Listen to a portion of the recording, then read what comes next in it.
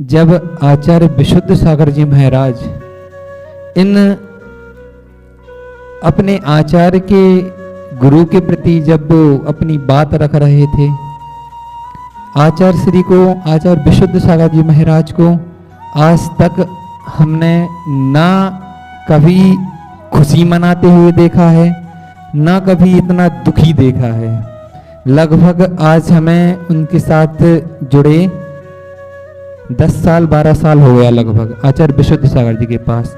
ना उनको इतना खुश भी नहीं देखा हमने कभी कि भी बहुत ज्यादा खुश हो, कितनी भी खुशी की बात हो, कितना भी अच्छा काम हुआ हो, कुछ भी हुआ हो, और इतना दुखी जीवन में जितने भी लोग बोल रहे हैं, जितने संघ के लोग हैं, ऐसा आचार्य श्री को प्रथम बार रोते हुए बिलखते हुए एक बच्चे की तरह देखा है।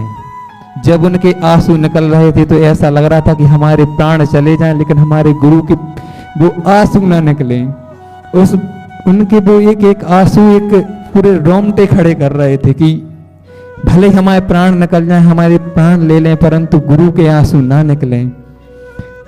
जो उनका गुरु के प्रति वात्सल्य, जो उनकी श्रद्धा, वो हमेशा एक बात बोलते थे कि जो शिष्य ऊंचा उठना चाहता है, वो जितना ऊपर जाना चाहता है, मात्र एक ही कारण से जा सकता है, अगर गुरु की छत्र छाया, गुरु के आशीष के तले वह रहा, गुरु के सानिध्य के नीचे रहा, तो वह तभी शिष्य ऊंचाइयों को प्राप्त कर सकेगा। वरना कोई भी शिष्य कितना भी नाम कमा ले, कितना भी उसका पुण्य, अगर गुरु से विपरीत चलेगा, गुरु के आशीर्वाद, जो गुरु के बताए हुए मार्ग पर नहीं चलेगा, तो वो कभी भी उन्नति को प्राप्त नहीं कर सकता।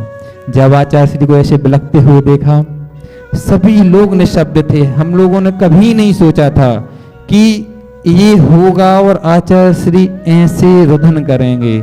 जब वो वीडियो देखते हैं तो रोंगटे खड़े हो जाते हैं कि ऐसा भी दिन देखने को मिला है कि आचार्य भगवान, देखो, वो अपने माता पिता को लगभग छोड़े उनको कई वर्ष निकल गए, उनके कोई माता पिता नहीं हैं, जो उनके शिष्य हैं वो उनके बच्चे हैं, जो उनके गुरु हैं वो माता हैं और पिता हैं। जब एक बच्चे के सिर से अपने माता और पिता का साया उठता है तो उस बच्चे के ही हृदय पे पता चलता है कि उसको ही पता चलता है कि हमारे ऊपर से कैसा साया उठा है, किसका।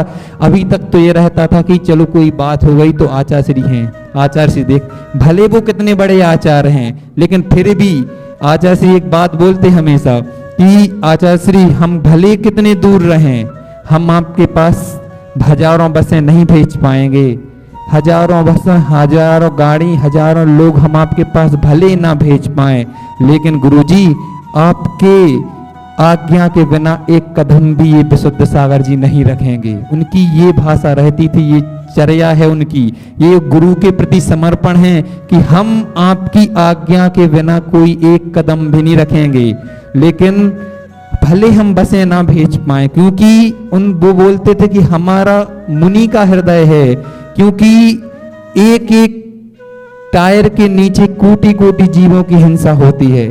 आचार्य श्री के ये शब्द हैं, क्योंकि उनके व्रतों में दोष आएगा, इस वजह से वो बोलते थे कि जो श्रावक आ रहा होगा, जो दर्शन करने के लिए आपके पास जो श्रावक आ रहा होगा, हम उसके हाथ से पत्र भेज देंगे, परंतु हम आपके पास आपकी आज्ञा के बिना एक भी कदम वहां नहीं रखेंगे। ऐसे आचार्य भगवान की गुरु भक्ति, हमने बहुत करीब से आचार्य श्री को गुरु के प्रति इतना समर्पण देखा है।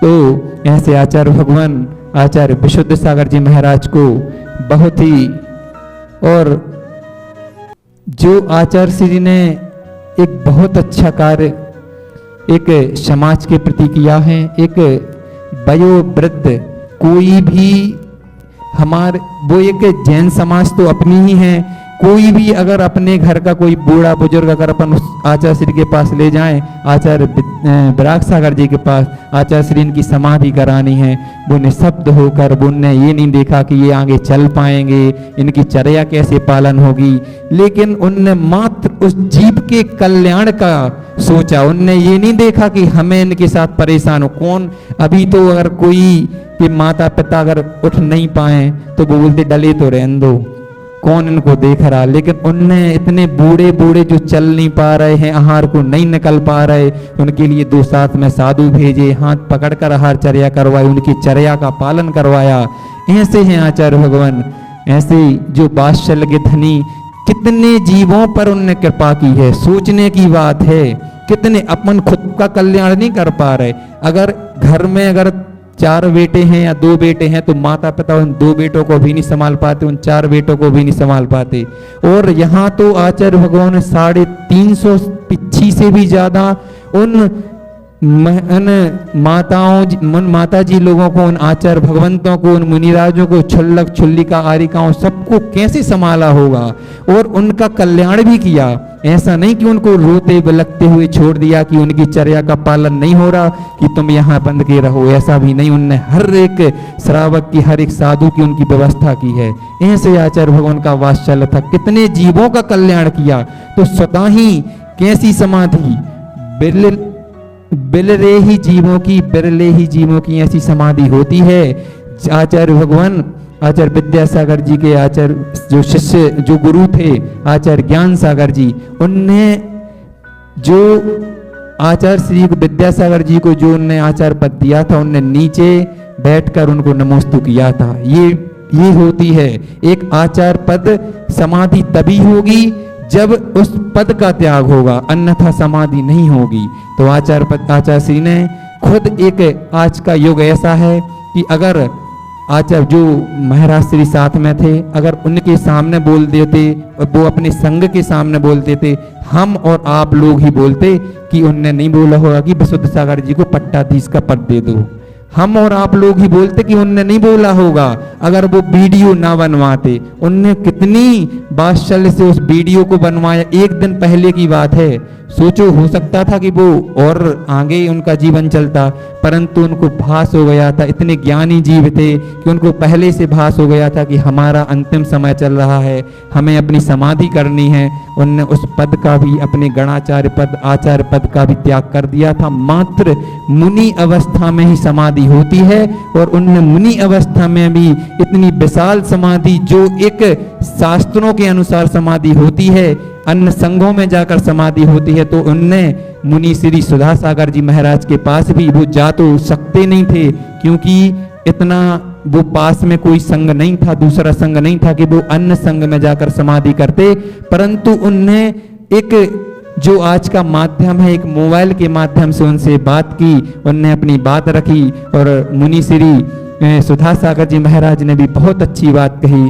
महाराज श्री नमोस्तु, उनने भी नमोस्तु किया, उनने प्रति नमोस्तु किया। ये वात्सल्य भी 2 संघों के प्रति देखने को मिला। और उसके बाद उनने अभिषेक शांति धारा में सुधा सागर जी ने नाम भी लिया, और ये भी बोला, महाराज श्री आप चिंता ना करें, आप स्वस्थ हो जाएंगे। सब बात हुई, सब हुआ, परंतु होने को कौन टाल सकता है। जो होना था सो हो गया, जो होना है सो अब भी होगा। तो ऐसे जो आचार्य भगवान ने जो समाधि प्राप्त की है, ऐसी समाधि सब जीवों की होनी चाहिए, हमारी भी होनी चाहिए, आपकी भी होनी चाहिए। इसी मार्ग पर चलना चाहिए, क्योंकि अन्यत्र जो भी चीज होती है, जो मरण होता है, मरण तो त्रिंज का भी होता है और हर जीवों का भी होता है। 1 इंद्रिय से लेकर 4 इंद्रिय, 5 इंद्रिय तक के जीवों का होता है।